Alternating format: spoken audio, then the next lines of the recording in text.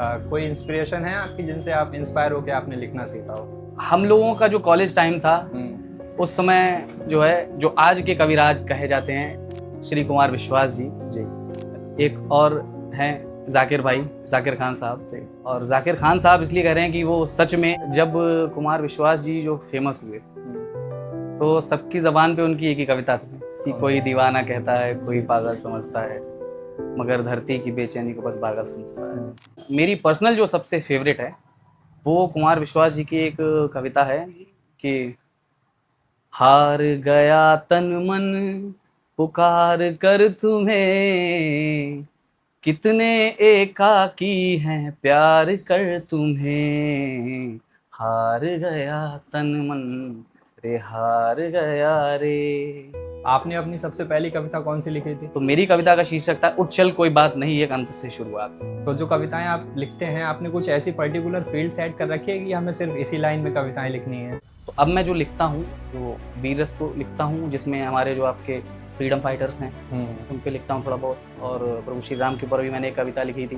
तो वीर रस की आपकी सबसे फेवरेट कविता कौन सी है जो खुद आपने ही लिखी है? वो कविता कुछ इस तरीके से थी कि लगी सभा औरंगजेब की, एक अधूरे सपने की, एक अधूरी ख्वाहिश फिर से हरा हिंद को रखने की, जो ही दक्षिण के दरवाजे आलमगीर खटकाता था। आलमगीर औरंगजेब को बोला जाता था उस समय, औरंगजेब का नाम आलमगीर बोला जाता था। देखिए, किसी भी रिश्ते के टूटने को या बने रहने को आप उसका मापदंड अरेंज मैरिज या लव मैरिज में नहीं मानता हूँ। मेरे हिसाब से डिपेंड करता है कि वो पारस्परिक उनकी अंडरस्टैंडिंग कैसी है। हम ये तो कहावत हमने सबने ही सुनी है कि जो फलदार वृक्ष होते हैं वो झुके हुए होते हैं, और आंधियाँ भी जो होती हैं वो उन वृक्षों को नहीं तोड़ पाती हैं, और जो सीधे खड़े हुए होते हैं पेड़ वही काटे जाते हैं। रोहित शर्मा और विराट कोहली ने कि मेरे हिसाब से कोई ही होगा जिसको दुख नहीं हुआ होगा इनके इतनी जल्दी रिटायरमेंट से। फेवरेट टीम आपकी कौन सी है आईपीएल की? खिलाड़ियों को हमें बांटना नहीं चाहिए कि ये मेरा है ये आपका है, नहीं, ये सारे ही हमारे हैं। तो उस वजह से ये केपीएल का आयोजन किया गया, क्योंकि जो बच्चा इंग्लिश में अच्छा है वो इंग्लिश में अच्छे नंबर लेके आ रहा है, लेकिन जो बच्चा इंग्लिश में नहीं अच्छा है वो पीछे जा रहा है, उसमें उसको समाज में बेइज्जती भी झेलनी पड़ रही है।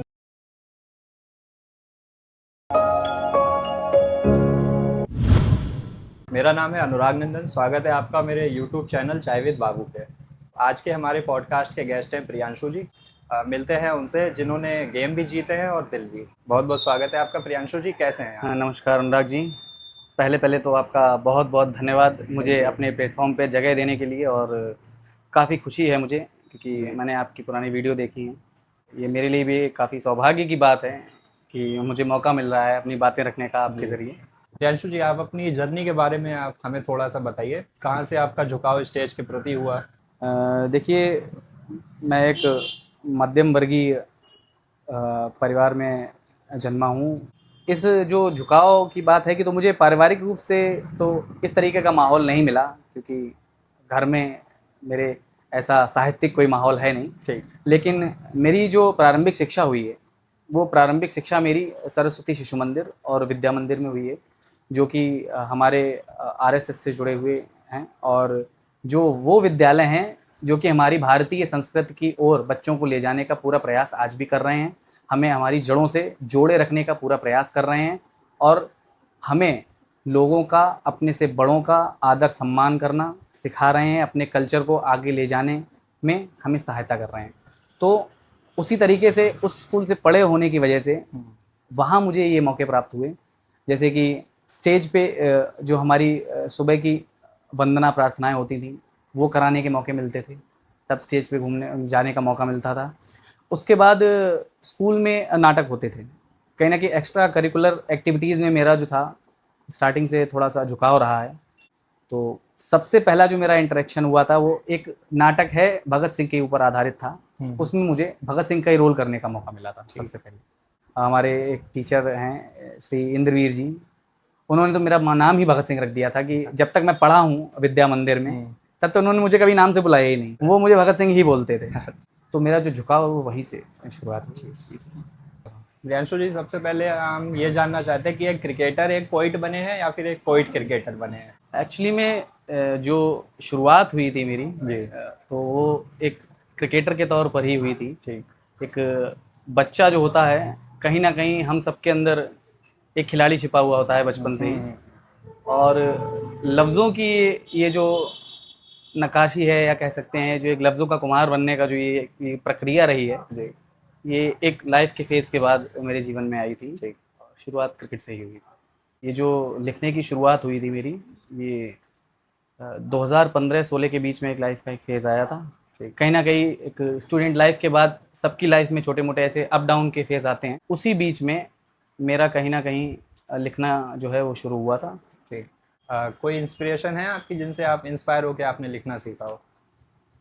अब इंस्पिरेशन हम लोगों का जो कॉलेज टाइम था, उस समय जो है जो आज के कविराज कहे जाते हैं श्री कुमार विश्वास जी। जी। लगभग मेरे हिसाब से अगर कोई भी इंसान किसी से भी आप उस दौर के इंसान से पूछेंगे तो वो यही बताएगा कि कुमार विश्वास जी से ही कहीं ना कहीं इंस्पायर हुए हैं। इसके अलावा हमारे एक और हैं जाकिर भाई, जाकिर खान साहब। और जाकिर खान साहब इसलिए कह रहे हैं कि वो सच में एक ऐसी शख्सियत हैं कि शायरी उनकी इतनी बंधी हुई है कि अगर आप शुरू की उनकी शायरियाँ और कविताएं सुनेंगे तो ऐसा हो ही नहीं सकता कोई इंसान उनका फ़ैन ना हो रहा। कुमार विश्वास जी की ऐसी कौन सी कविताएं जो आपको सबसे फेवरेट लगती हो और ऐसी जिनसे हमको सीख भी सकते हैं? जब कुमार विश्वास जी जो फेमस हुए तो सबकी ज़बान पे उनकी एक ही कविता थी कि कोई दीवाना कहता है, कोई पागल समझता है, मगर धरती की बेचैनी को बस पागल समझता है। और मेरी भी वो पसंदीदा थी, लेकिन मेरी पर्सनल जो सबसे फेवरेट है वो कुमार विश्वास जी की एक कविता है कि हार गया तन मन पुकार कर तुम्हें, कितने एकाकी हैं प्यार कर तुम्हें, हार गया तन मन रे हार गया रे। कल तक जिन गीतों को तुम अपना कहती थी, अखबारों में पढ़कर कैसा लगता होगा, सावन की रातों में साजन की बाहों में तन तो सोता होगा पर मन जगता होगा, उस पल की वो धुन को और आंसू को पीकर मन ही मन मरते हैं मार कर तुम्हें, कितने एकाकी हैं प्यार कर तुम्हें, हार गया तन मन रे हार गया रे। इसके बाद तो खैर अब कविताएं तो बहुत सारी हैं कुमार जी की, आप कुछ भी सुनेंगे उससे सीखने को ही मिलेगा। ठीक। अब तो खैर कुमार जी राम कथा की ओर ले जा रहे हैं हम लोगों को, और इतनी निपुणता के साथ उस चीज़ को बता रहे हैं कि शायद ही कोई इस तरीके से राम कथा को जन जन तक पहुंचा पा रहा है जिस तरीके से वो पहुंचा रहे हैं, और बहुत बहुत अच्छी तरीके से पहुंचा रहे हैं। आपने अपनी सबसे पहली कविता कौन सी लिखी थी? मेरी जो सबसे पहली कविता थी वो कविता, मेरा एक लो फेज चल रहा था उस टाइम, तो जो मेरे सबसे फेवरेट नए लोगों में शायर हैं जाकिर भाई, मैंने तो बताया था। ठीक। तो जाकिर भाई की एक कविता है जो उन्होंने अपने फेज़ में लिखी थी। ठीक। जब वो अपना जॉब वॉब नहीं चल रही थी, उनका घर जाना नहीं हो पा रहा था, फ्रस्ट्रेट थे, लग रहा था कि जीवन रुक सा गया है। ठीक। उस समय उन्होंने एक कविता लिखी थी, मैं शून्य पे सवार हूँ। तो पहले मैं वो कुछ लाइनें आपको बताता हूँ कि मैं शून्य पे सवार हूँ, बेअदब सा एक खुमार हूँ, मैं मुश्किलों से क्यों डरूँ, मैं खुद कहर हज़ार हूँ, मैं शून्य पे सवार हूँ कि ऊंच नीच से परे मजाल आँख में भरे, मैं लड़ पड़ा हूँ रात से मशाल हाथ में लिए, न सूर्य मेरे साथ है तो क्या नई ये बात है, वो शाम खोता ढल गया, वो रात से सा डर गया, मैं जुगनुओं का यार हूँ, मैं शून्य पे सवार हूँ। इसका जो मतलब है वो यही कहने का कि मैं ज़ीरो पे हूँ, लेकिन शून्य की एक अपनी महत्ता है, लेकिन यहाँ से अब कुछ भी होगा मुझे मिलेगा, इससे नीचे मैं नहीं जा सकता हूँ। उससे इंस्पायर होके उस समय में जो मैंने सबसे पहली कविता लिखी थी, मेरा भी लो ही फेज था, तो मेरी कविता का शीर्षक था उठ चल कोई बात नहीं एक अंत से शुरुआत। तो मेरी कविता कुछ इस तरीके से थी कि उठ चल कोई बात नहीं ये एक अंत से शुरुआत है, शिकस्त में न जो डिगें बस वीरों में वो बात है, कि गिर बिखर उलझ रुका तो फिर तू आम इंसान, गिर बिखर उलझ रुका तो फिर तू आम इंसान है, उभर निखर सुलझ के चल, दिलेर की पहचान है। उस चल कोई बात नहीं, ये एक अंत से शुरुआत है। तो जो कविताएं आप लिखते हैं, आपने कुछ ऐसी पर्टिकुलर फील्ड सेट कर रखी है कि हमें सिर्फ इसी लाइन में कविताएं लिखनी है? ठीक। शायरियाँ मैंने लिखी थी स्टार्टिंग में, लेकिन धीमे धीमे फिर मोटिवेशनल और फिर वीर रस और ओज की ही तरफ मेरा झुकाव हो गया। तो अब मैं जो लिखता हूँ वो वीर रस को लिखता हूँ, जिसमें हमारे जो आपके फ्रीडम फाइटर्स हैं उन पे लिखता हूँ थोड़ा बहुत, और प्रभु श्री राम के ऊपर भी मैंने एक कविता लिखी थी। समाज में चल रही कुरीतियों के ऊपर भी लिखता हूँ, एक के ऊपर मेरी एक कविता है, वायरल भी हुई थी, वो बगल वाली गली में हुआ है। तो फिलहाल मेरा जो फील्ड है अभी ओज और वीर रस की तरफ होगी। तो वीर रस की आपकी सबसे फेवरेट कविता कौन सी है जो खुद आपने ही लिखी है? अभी मैंने जल्दी में ही बिल्कुल जल्दी में ही रिसेंटली भी लिखी थी। ये मेरी कविता है जो छावा मूवी आई थी उसके बाद लिखी थी, ठीक। छत्रपति संभाजी महाराज पे ही लिखी थी। वो कविता कुछ इस तरीके से थी कि लगी सभा औरंगजेब की, एक अधूरे सपने की, एक अधूरी ख्वाहिश फिर से हरा हिंद को रखने की, जो ही दक्षिण के दरवाजे आलमगीर खटकाता था। आलमगीर औरंगजेब को बोला जाता था उस समय, औरंगजेब का नाम आलमगीर बोला जाता था। कि जो ही दक्षिण के दरवाजे आलमगीर खटकाता था, लेकर चाबुक वीर शिवा उनको वापस दौड़ाता था, कोई कसर ना छोड़ी उसने पूरे हिंद को पाने की, छत्रपति तोड़े थे ख्वाहिश दक्कन को हथियाने की। तो ये यहाँ पे जो है पहला परिचय है शिवाजी महाराज जी का था परिचय। उसके बाद वहां से फिर शुरू होता है कि फिर एक दिन एक आई खबर कि शिवा शेर अब नहीं रहे, ठीक। दक्षिण और स्वराज के पहरी स्वर्ग धाम को चले गए, सुन खबरी की बातें औरंग की आंखें चमक उठी, दक्कन को हथियाने की सीने में लपटें धधक उठी, पर इससे पहले लपटों में थोड़ी सी ज्वाला आती, पर इससे पहले लपटों में थोड़ी सी ज्वाला आती, पर इससे पहले मुगलों की छाती चौड़ी हो पाती, कि पता चला उनको कि अभी एक और वहां पर बाकी है, शेर गया तो क्या शावक भी खूब प्रतापी है। कवियों का जो नज़रिया होता है प्रियांशु जी, वो आम लोगों से काफ़ी हटके होता है। मतलब जो चीज़ें आम लोग देख रहे हैं और वही चीज़ें जो कवि देख रहे हैं, लेकिन वो उन चीज़ों को ऐसे डिस्क्राइब करते हैं कि हम लोग सोच ही नहीं पाते कि इस चीज़ में ये भी था।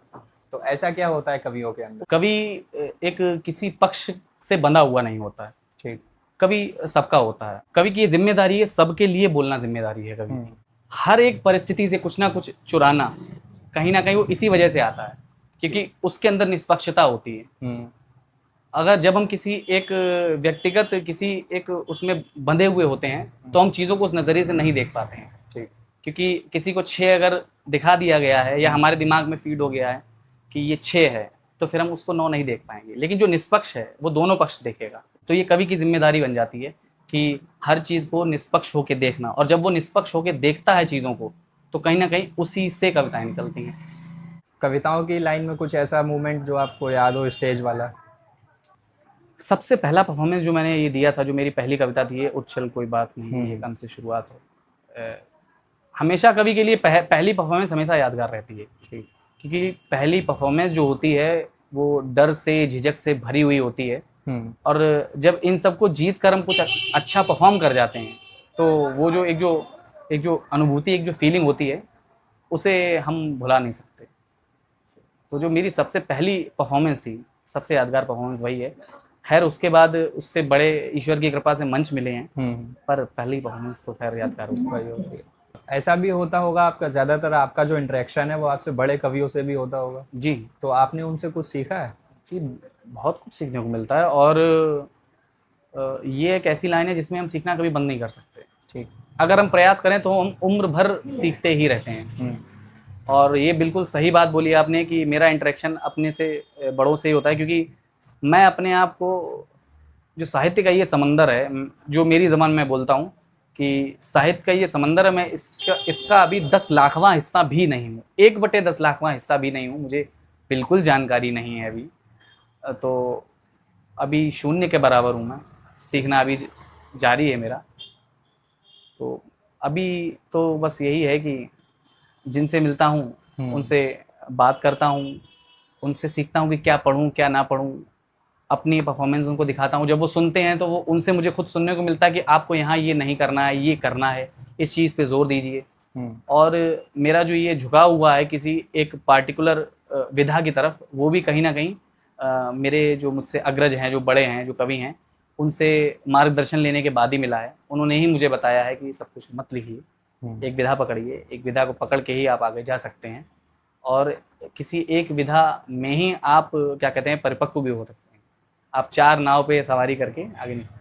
तो सीधी सी बात है कि जो बड़े हैं आप उनसे जुड़िए, उनके पास बैठिए, उनके पास बहुत बड़ा खजाना है, ठीक।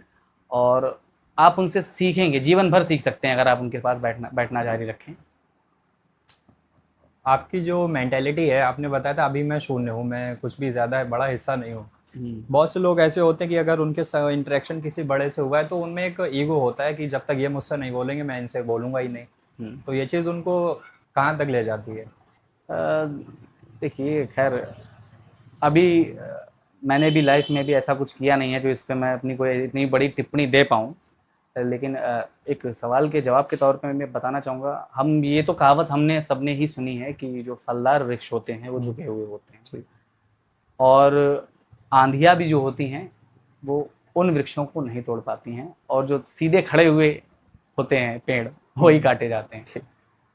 तो ये जो ईगो है ये कहीं ना कहीं किसी की सफलता में रोड़ा बनता है, और ये हम सबकी जिम्मेदारी है कि हम इस चीज़ को समझें कि सफलता के साथ साथ एक जिम्मेदारी आती है सामाजिक हमारे ऊपर, कि हम ये ना भूलें हम कहाँ से चले हैं और कहाँ पहुँचे। तो अगर हम अपनी जर्नी की शुरुआत को याद रखें और उसको अपनी हकीकत बना के चलें कि ये मेरी हकीकत है, तो हम ज़मीन से जुड़े रहेंगे और कहीं ना कहीं वो हमारे अंदर नहीं आएगा। ठीक। तो वो बहुत ज़रूरी है, ज़मीन से जुड़े रहना। तो फिर व्यक्तिगत तौर पे हर व्यक्ति का अपना एक क्या कहते हैं पर्सनैलिटी होती है।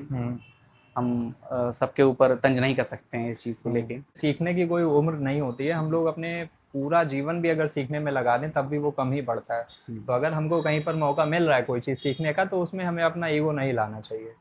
बिल्कुल, बेशक, बिल्कुल सही बात बोली आपने।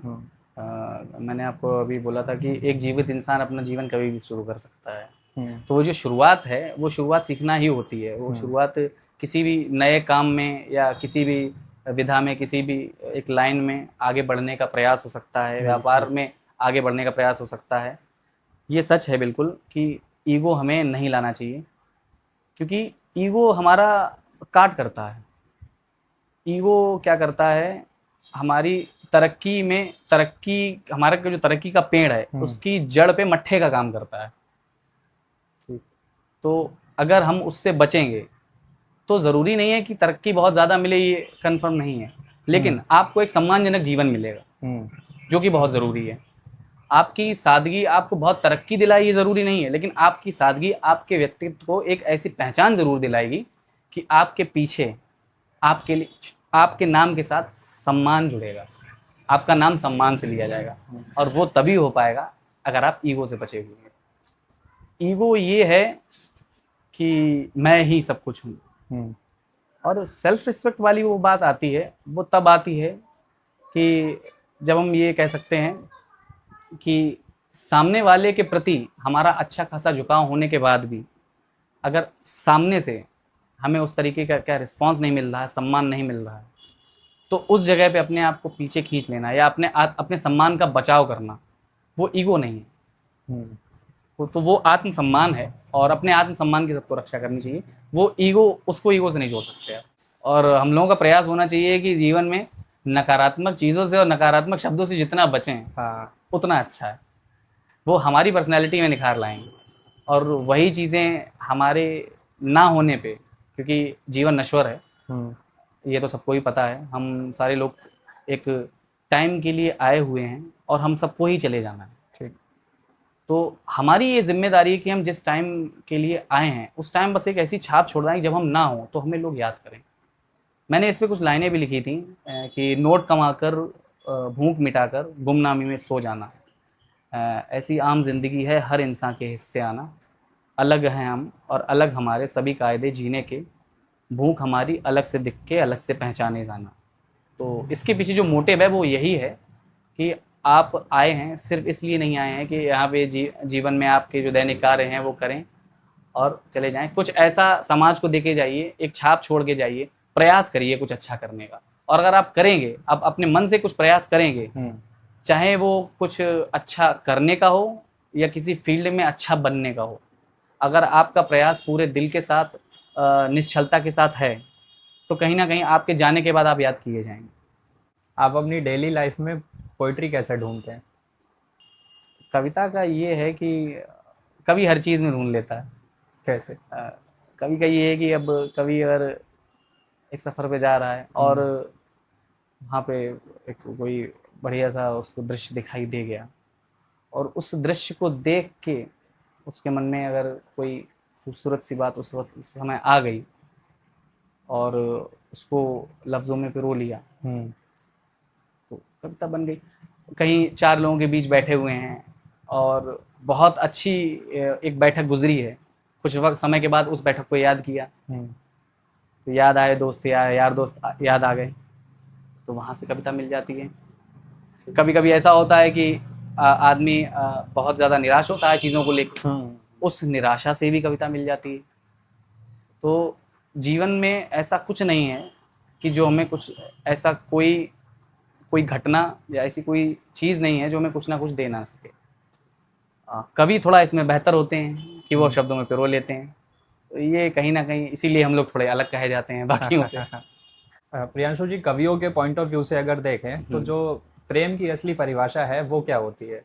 एक चीज़ ये है कि प्रेम को हम लोग सिर्फ एक चीज़ से नहीं तोल सकते हैं कि दो व्यक्तिगत लोगों का एक एक पारस्परिक संबंध है, वही एक प्रेम है। दूसरी चीज़ ये है कि प्रेम, अगर मैं अपना नज़रिया दूँ तो प्रेम समर्पण है कहीं ना कहीं। और समर्पण जो है वो वही है कि निश्चल निष्पक्ष होता है, उसमें स्वार्थ नहीं होता है, ठीक। और जहाँ स्वार्थ नहीं होता है वही सफल प्रेम होता है। प्रेम और लगाव में अंतर क्या होता है? अब प्रेम और लगाव में अंतर, देखिए, लगाव इंसान किसी से भी कर सकता है, जानवर से भी लगाव हो सकता है, लोगों से लगाव हो सकता है, वस्तुओं से लगाव हो सकता है, लेकिन जो प्रेम है वो लगाव का सबसे गहरा तल है, सबसे उच्चतम बिंदु बोल सकते हैं या सबसे गहरा तल बोल सकते हैं। कि जब लगाव के उच्चतम बिंदु या गहरे तल तक वो लगाव पहुंच जाता है किसी इंसान का, तब वो प्रेम में बदलता है। ठीक, तो यही सबसे बड़ा जो डिफरेंस है वो प्रेम में और लगाव में। अभी जो हम लोग डाइवोर्स की बात कर रहे थे, आपको क्या लगता है कि सबसे ज़्यादा डाइवोर्स अरेंज मैरिज में होते हैं या सबसे ज़्यादा डाइवोर्स लव मैरिज में होता है? देखिए, किसी भी रिश्ते के टूटने को या बने रहने को आप उसका मापदंड अरेंज मैरिज या लव मैरिज में नहीं मानता हूँ। ठीक। मेरे हिसाब से डिपेंड करता है कि वो पारस्परिक उनकी अंडरस्टैंडिंग कैसी है, पहली चीज़ तो ये है। और लोग समय नहीं दे रहे हैं रिश्ते को। लोग अगर थोड़ा समय दें, क्योंकि कोई भी चीज़ है, एक पौधा होता है उसे भी बड़ा होने के लिए टाइम चाहिए होता है, एक समय चाहिए होता है। बिल्कुल। एक आप बीज लगा के चाहे 4 दिन में वो बड़ा हो जाए और फल दे तो नहीं दे सकता है। तो एक संबंध, प्रेम या कोई भी लगाव है या कोई भी एक संबंध है, वो भी एक बीज की तरह है। जब पहले हम उसको बोएंगे उसको समय देना पड़ेगा, उसे जिम्मेदारियों के साथ, एक दूसरे के साथ लगाव, एक दूसरे के साथ क्या कहते हैं, समय गुजार के, एक दूसरे को रिस्पेक्ट दे के। किसी भी रिश्ते की जो सबसे ज़रूरी चीज़ होती है वो रिस्पेक्ट होती है। ठीक है, तो जब ये चीज़ें हम उसमें डालेंगे, उसमें रोपण करेंगे, तब वो पेड़ समय के साथ बड़ा होगा। और अगर हम जल्दबाजी में बीज बो के चाहेंगे कि 4 दिन में हमारा पेड़ बन जाए, तो कैसे बन जाएगा? तो डिवोर्स का जो सबसे बड़ी वजह है वो यही है, टाइम। कि टाइम, हम लोग समय नहीं दे रहे हैं। प्रियांशु जी, जैसा हम लोगों ने शुरू में बात की थी कि आप एक कवि भी हैं और आप एक क्रिकेटर भी हैं जी। पोइट्री और क्रिकेट आप साथ में मैनेज कैसे करते हैं? एक कहावत है ना कि पानी अपने बहने का रास्ता खुद बना लेता है। जो मन अपने पैशन के प्रति समर्पित है ना, तो कहीं ना कहीं मैनेज हो जाता है। और सबके पास ही 24 घंटे होते हैं। देखिए, वो बस निर्भर करता है कि आप उनको यूटिलाइज कैसे करते हैं, आप उनका इस्तेमाल कैसे करते हैं। तो वही है कि अगर आप अपने पैशन को लेके समर्पित हैं, आपको अपने पैशन से लगाव है, तो कहीं ना कहीं आप मैनेज कर लेंगे उसको। जो लोग ये बोलते हैं कि नहीं हो पा रहा है, मैं उस बात पे भरोसा नहीं करता हूँ। जो करना चाहते हैं उनसे होता है। तो क्या आपने अपने प्यार के ऊपर कोई कविताएं लिखी हैं? कविताएं लिखी हैं लेकिन मंच पे नहीं बोली हैं कभी। लिखी हुई रखी हैं, एक दो तो होंगी। आप चाहें तो मैं एक सुना भी दूं आपको। बिल्कुल। कि हाँ, क्रिकेट मेरा पहला इश्क है। हाँ, क्रिकेट मेरा पहला इश्क है, धड़कनों में बसता यही जज्ब है, जब बल्ला थामूं सांसें रुक जाती हैं, हर गेंद पे दुनिया सिमट सी जाती है, पिच पर उतरूं तो दिल मुस्काए, हर चौका जैसे सपना सजाए, वो गेंदबाजी मेरा तीखा तेवर, मुझे जगा दे शेरों जैसा जेवर। हाँ, क्रिकेट मेरा पहला इश्क है। क्रिकेट में आपके सबसे फेवरेट प्लेयर कौन से हैं? देखिए, जब बल्लेबाजी की बात आती है हम्म। तो कहीं ना कहीं देखिए, सचिन तेंदुलकर जी को तो कोई भी ऐसा नहीं होगा जो नहीं पसंद करता है। ठीक। सचिन के अलावा हमारा रिकी पॉन्टिंग, और मॉडर्न क्रिकेट में विराट कोहली जैसा धुरंधर इस समय कोई ही नहीं है, पूरे देश को गर्व है उन पे। और उसके अलावा जस्टिन लैंगर, ये बल्लेबाजों में मुझे पसंद थे। ऑलराउंडर्स में मैं जैक कैलिस का बहुत बड़ा फ़ैन हूँ। कि मेरे हिसाब से जैक कैलिस जैसा अभी ऑलराउंडर अभी फ़िलहाल क्रिकेट को, इंटरनेशनल क्रिकेट को नहीं मिला है, कि जो एक भरोसेमंद बल्लेबाज भी हम्म। अपनी टीम का स्तंभ रहा हो बल्लेबाजी में, और बॉलिंग में भी स्तंभ रहा हो। तो प्रियांशु जी, रोहित और विराट कोहली के रिटायरमेंट पे आपके क्या थॉट्स हैं? देश को इतना दिया है, क्रिकेट हम्म। जगत को, देश को इतना रोहित शर्मा और विराट कोहली ने, कि मेरे हिसाब से कोई ही होगा जिसको दुख नहीं हुआ होगा इनके इतनी जल्दी रिटायरमेंट से। और एक खिलाड़ी होने के नाते मेरा भी बहुत दुख है, और शब्दों में उस दुख को बयां करना इसलिए मुश्किल है क्योंकि अभी जिस तरीके से वो खेल रहे थे, लग रहा था कि कुछ और साल तक अभी खेलेंगे। खेलेंगे, और भारतीय क्रिकेट को अभी थोड़ा और बहुत कुछ ज़्यादा देखे जाएंगे। अब भारतीय क्रिकेट को नहीं कह सकते हैं, कि विश्व क्रिकेट को देखे जाएंगे, क्योंकि जिस तरीके से सचिन तेंदुलकर ने विश्व क्रिकेट को बहुत कुछ दिया, और ऐसे कीर्तिमान दिए जो दूसरों के लिए नामुमकिन से लगते थे। आज भी उनमें से ज़्यादातर नामुमकिन है। ये दो ऐसे खिलाड़ी थे कि जो लग रहा था कि हाँ, ऐसा कुछ और भी ज़्यादा देखे जाएंगे। खैर, और भी कहने से ये नहीं हो जाता कि उन्होंने दिया नहीं है, वो जो दे गए हैं वही इतना ज़्यादा है कि लोगों के लिए सपना है। बिल्कुल। लेकिन कहीं ना कहीं एक शॉकिंग न्यूज़ थी, और मेरी भी यही चाहत थी कि अभी 2-3-4 साल तक अभी फिट हैं, क्योंकि अच्छा फिटनेस उनकी बहुत अच्छी है। लोग रोहित शर्मा को क्रिटिसाइज़ करते हैं उनके बॉडी शेप के लिए, हाँ। बट हम रोहित शर्मा की ट्रेनिंग पे और फ्लेक्सिबिलिटी पे कभी बात नहीं करते हैं। आप कभी भी रोहित शर्मा की फील्डिंग देखिएगा, रोहित शर्मा के कैचेस देखिएगा, उनकी जो बॉडी शेप है वो उनकी फिटनेस के आगे कभी आड़े नहीं आती है। आप उनके रिफ्लेक्सेस देखिए, बैटिंग जो है पूरी तरीके से रिफ्लेक्शंस पे ही तो डिपेंड करती है। बिल्कुल। और आज के टाइम पे इंटरनेशनल क्रिकेट में सबसे अच्छा पुल और हुक शॉट है जो रोहित शर्मा ही मारते हैं, जो कि टफेस्ट है, क्योंकि उसके लिए आपको बहुत ही फास्ट रिफ्लेक्स चाहिए होते हैं। और उसी तरीके से विराट कोहली जी, वो आजकल युवाओं के लिए एक इंस्पिरेशन है फिटनेस को लेके।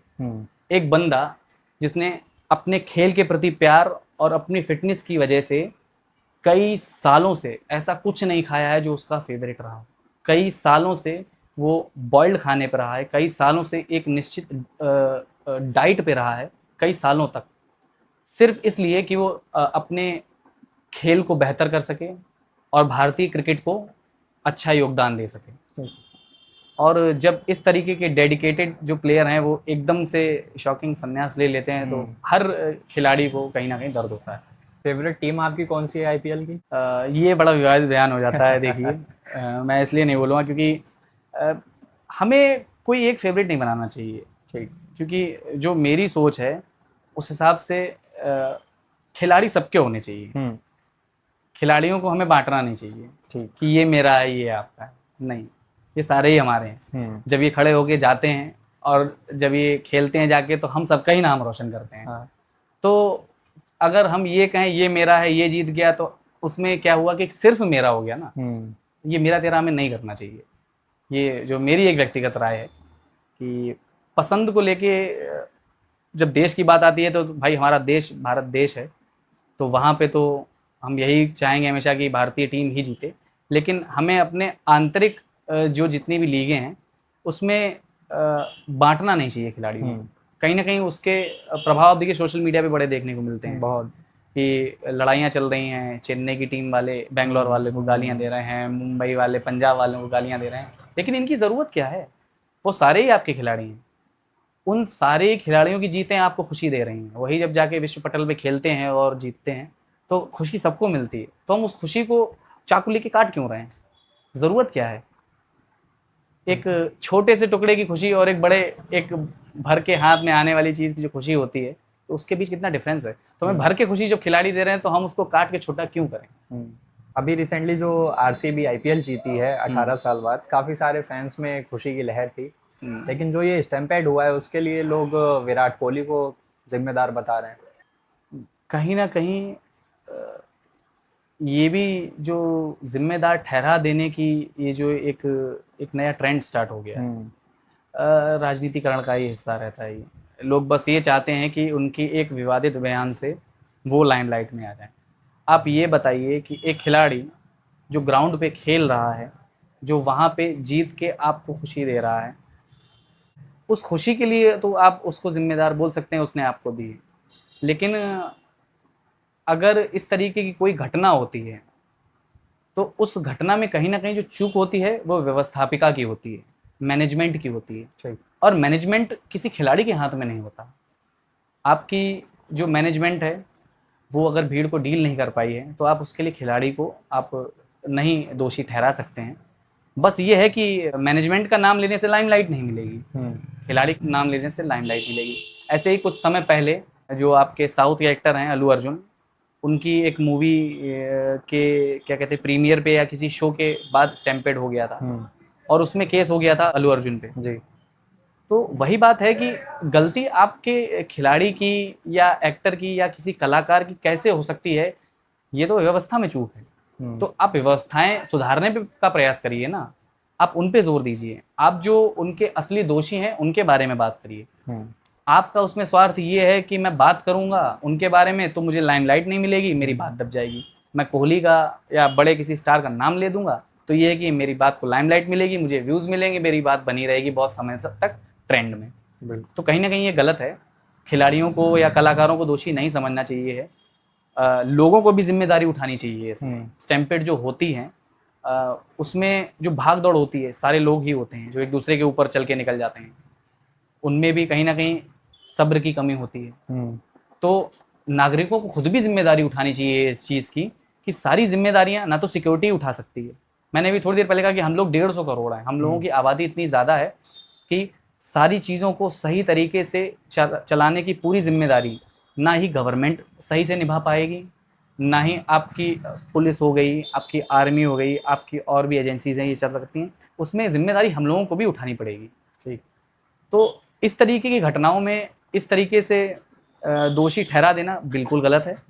हम लोगों को सेल्फ एस्टिमेशन की ज़रूरत है इन चीज़ों पे, और ये भी ध्यान देना चाहिए कि व्यवस्थाओं में जो कमियां आई हैं तो व्यवस्थाओं में सुधार की तरफ जोर दें, उन पे उंगली उठाएं, ना कि लोगों को। बिल्कुल।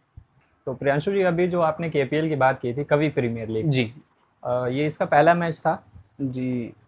तो जो इसकी स्टार्टिंग कैसे हुई थी केपीएल की?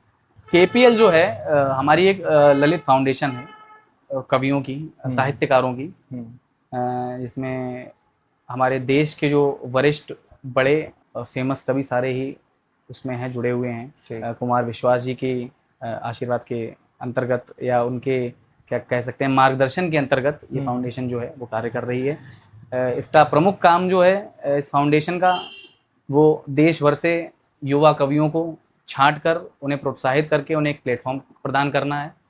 हर साल ये अभिव्यंजना नाम से एक कार्यक्रम आयोजित करते हैं जिसमें 4-5 दिन का 3 या 4 दिन का सत्र रखते हैं, जिसमें नए युवा जो लेखक लेखिकाएं हैं उनको मौका देते हैं, उन्हें स्टेज देते हैं ताकि उनकी भी कविताएं हम लोगों तक, आम जनों तक पहुँचें और उनकी झिझक खुले और उन्हें भी लगे कि हाँ वो आगे कुछ कर सकते हैं। उसके बाद उसी फाउंडेशन ने ये केपीएल का जो ये एक जो लीग स्टार्ट किया है, उसके पीछे उनका उद्देश्य ये है कि कहीं ना कहीं अभी कुमार विश्वास जी ने कवियों को पहचान तो दिला दी है, लेकिन अभी भी कवियों को सेलिब्रिटी नहीं माना जाता है। जबकि आज के समय पे जो दौर चल रहा है उसमें कवियों का बहुत बड़ा रोल है। आज से नहीं, पुराने काल से कवियों का बहुत बड़ा रोल है। आपको बताऊं, जब युद्ध पे राजा जाया करते थे तो अपने साथ लेके जाया करते थे कवियों को। हाँ, उनके हर राजा के साथ उनके कवि हुआ करते थे कि जब सेना आपकी हतोत्साहित होती थी, थकी हुई होती थी, तो वो वीर रस के गाने सुना के उनको मोटिवेट करते थे, इसके लिए ले जाया जाता था। ठीक। तो कवियों का योगदान जो है वो पुराने काल से चला आ रहा है, लेकिन कवियों को उस तरीके की इज्जत और तवज्जो नहीं मिल पाई कहीं, तो ये कहीं ना कहीं टीस थी। तो उस वजह से ये केपीएल का आयोजन किया गया। जिस तरीके से आप देखते होंगे, एक सेलिब्रिटी क्रिकेट लीग भी चलती है जिसमें हमारे देश के तथाकथित सेलिब्रिटी, आपके बॉलीवुड के कलाकार, आपके यूट्यूबर्स, ये सारे लोग खेलते हैं। उसी तर्ज पे केपीएल इसलिए रखा गया है कि केपीएल से हम आगे ऐसी प्रतिभाएं निकालेंगे कि जो मंच पे भी अच्छा परफॉर्म कर रहे हैं और जो ग्राउंड पे भी अच्छा खेल सकते हैं और दोनों ही जगह योगदान देके लोगों को एंटरटेन कर सकते हैं और उन्हें सेलिब्रिटी का एक तबका दिलाया जाए। सिर्फ ये उद्देश्य है, उनको भी वो सम्मान मिले जो बाकी सेलिब्रिटीज़ को मिल रहा है। तो उस उद्देश्य के तहत केपीएल का आयोजन किया गया था, जिसमें देश भर से लगभग 10 टीमें बनाई गई थी पूरी हमारे देश से, हर राज्य से, जिसमें कवि आए हुए थे। बड़े बड़े कवियों के नाम आपको बता दें, अमन अक्षर जी हो गए आपके, उसके बाद सुदीप भोला जी हो गए आपके, उसके बाद कवि कुशल हो गए, भैया मोहित शौर्या जी हो गए, नीर भैया हो गए, अनिल अग्रवंशी जी हो गए। ये जो देश के बड़े नाम हैं कविताओं में, ये सारे लोग इसमें थे, आए थे और इन्होंने अपनी टीमें, सारे लोगों की टीमें बनाई गई थी और एक सफल आयोजन केपीएल का हुआ था।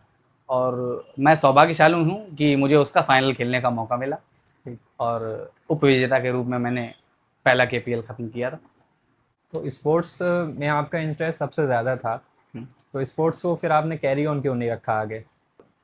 हम मिडिल क्लास लोगों के साथ एक बड़ी समस्या होती है कि माँ बाप ये नहीं चाहते हैं कि उनका बच्चा फेल हो जाए या उनका बच्चा आगे रोटी के लिए तरसे या परेशान हुए।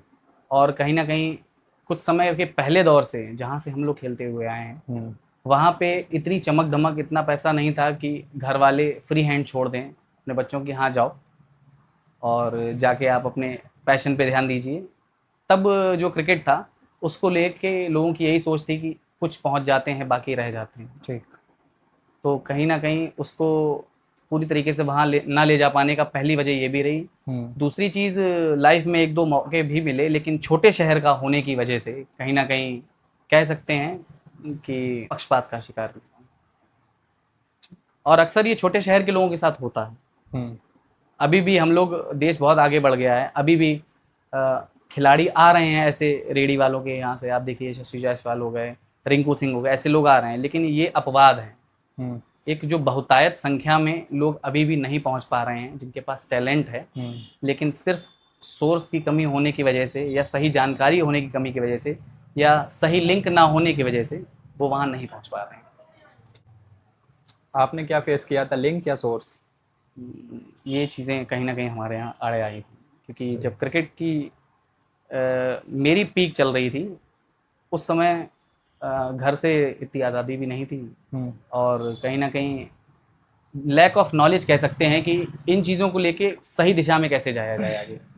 तो जो मेरे साथ जब पक्षपात हुआ उसको मुझे समझने की उतनी, उस उम्र पे उतनी समझ नहीं थी। ठीक, उसका कहीं ना कहीं शिकार। तो आगे अगर और भी ऐसे टैलेंटेड स्पोर्ट्समैन होंगे हमारे यहाँ पे, उनके साथ ऐसी चीज़ें ना हो, इसके बारे में आपने कुछ सोचा है?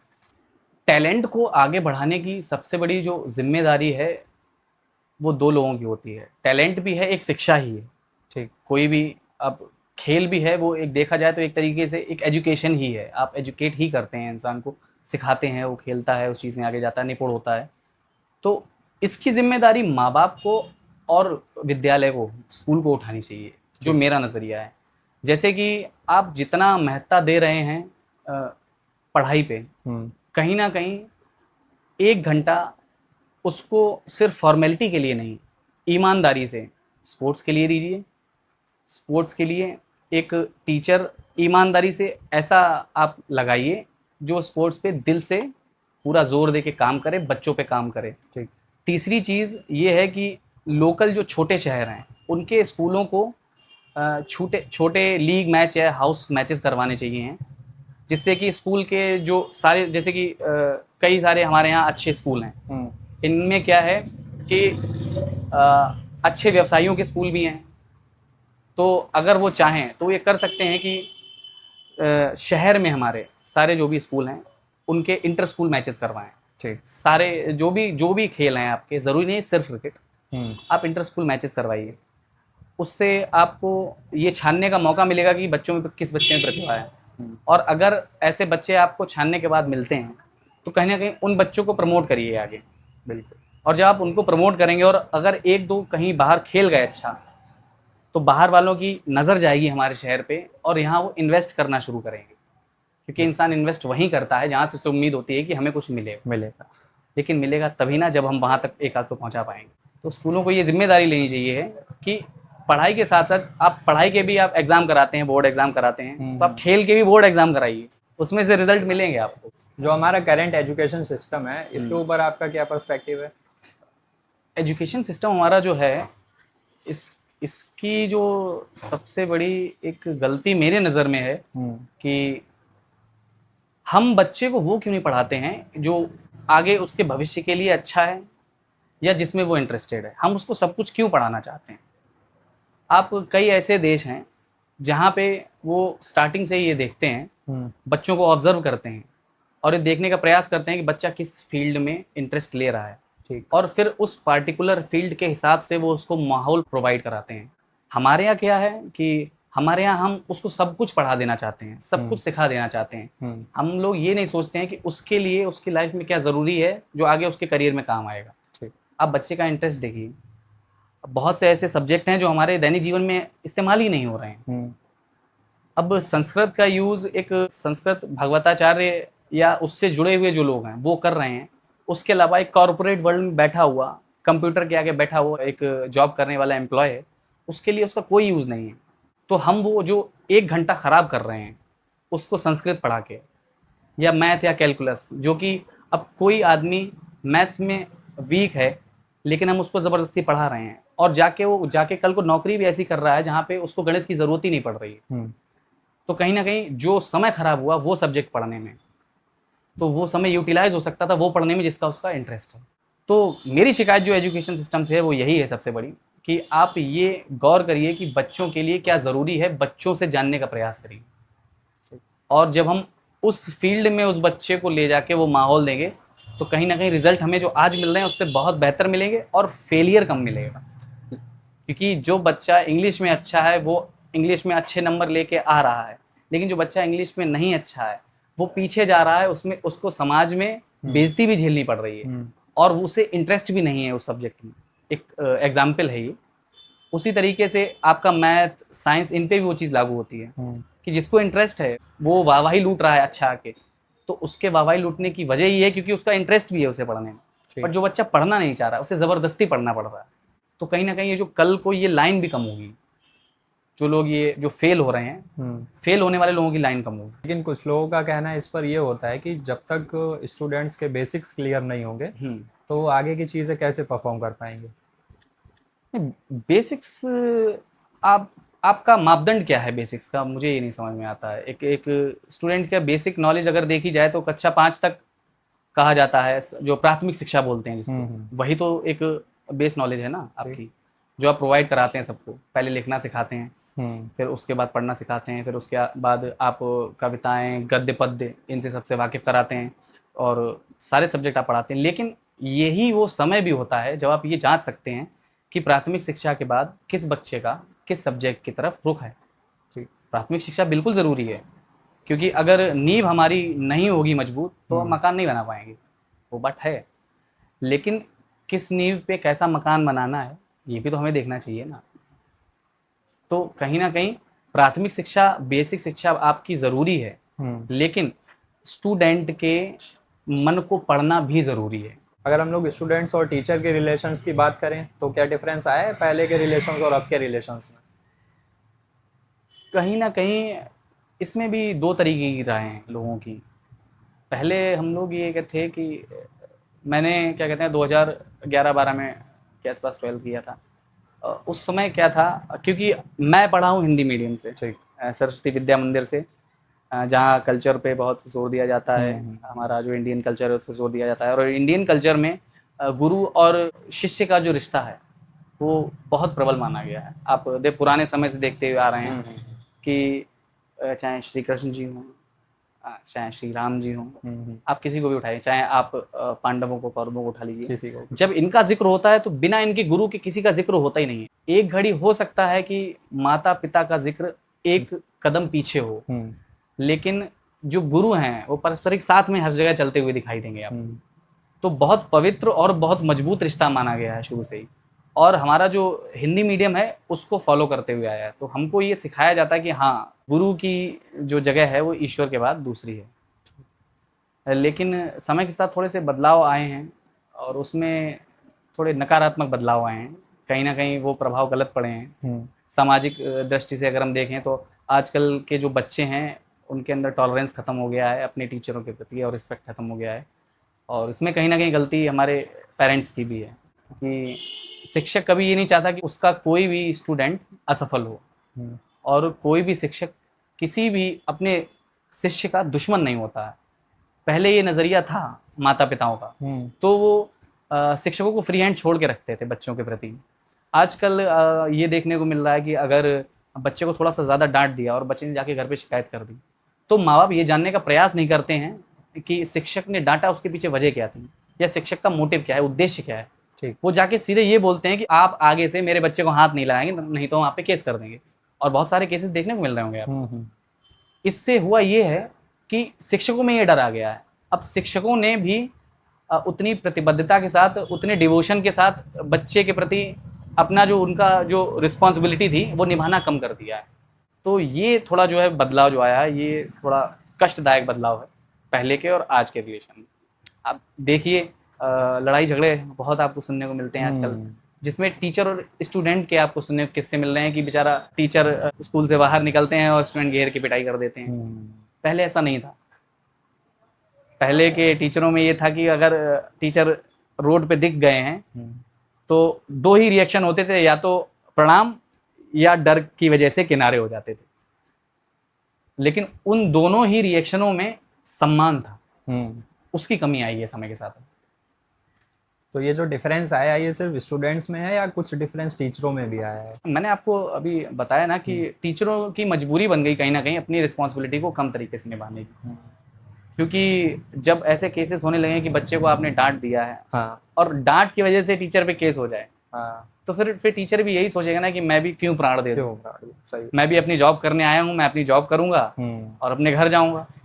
मैं भी जब माता पिता जिम्मेदारी को नहीं समझ रहे हैं और माता पिता टीचर का उद्देश्य नहीं समझ रहे हैं उस चीज़ को लेके कि बच्चे के जीवन को बिल्ड करने में टीचर का कितना बड़ा रोल है, ये हम सब जानते हैं, और माता पिता उस रोल को गलत तरीके से समझें, तो फिर टीचर की मजबूरी है अपना एक कदम पीछे ले लेना। क्रिकेट ने आपको क्या कुछ ऐसे लाइफ लेसन्स दिए हैं जो पेशेंस और टीम वर्क इन सब पे रिलेटेबल हो? बिल्कुल। कोई भी खेल हो, ठीक, कोई भी खेल हो, आपको बहुत सारी चीज़ें सिखाता है, और हर सिक्के के दो पहलू होते हैं, और डिपेंड करता है कि आप उसमें से कौन सी चीज़ पकड़ते हैं। ठीक। नकारात्मक प्रभाव भी होते हैं और सकारात्मक प्रभाव भी होते हैं। एक हार आपको आगे दोबारा अच्छा करने के लिए प्रोत्साहित भी कर सकती है अगर आप उसको सकारात्मक रूप से लेंगे, और वही एक हार आपको हतोत्साहित भी कर सकती है छोड़ने के लिए। और हर खेल के अंदर ये सारी चीज़ें हैं कि वो आपको सिखाती हैं कि सब्र रखिए, सही समय आएगा, आज नहीं तो कल अच्छा होगा, और जीत लड़ने वालों को मिलती है, और ये हर खेल पे लागू होती है, क्रिकेट पे ही। क्रिकेट का कुछ ऐसा मोमेंट है जो आप लाइफ टाइम याद रखना चाहेंगे? लाइफ का सबसे पहला जो इंटरेक्शन था, वो पहला तो वही यादगार है कि जब मुझे क्रिकेट से प्यार हुआ। वो इंडिया पाकिस्तान का 2003 का मैच चल रहा था, वर्ल्ड कप का, और उससे पहले मैं बहुत ज़्यादा कोई इंटरेस्टेड नहीं रहता था क्रिकेट में। और इधर इंडिया जीती और घर से लेके मोहल्ले में आतिशबाजी और खुशी का ऐसा एक माहौल बन गया कि मेरे पिताजी को क्रिकेट खेलने का कभी कोई शौक नहीं रहा, लेकिन उस दिन जो मैंने खुशी देखी उससे लगा कि हाँ यार, ये कुछ ऐसी चीज़ है जो इन लोगों को भी खुशी दे रही है जिनका इनसे कुछ मतलब ही नहीं है। ठीक। तो वहाँ से मुझे थोड़ा सा लगाव क्रिकेट से स्टार्ट हुआ, और उसके बाद एक दो बार कुछ ऐसी इनिंग रही है मेरी।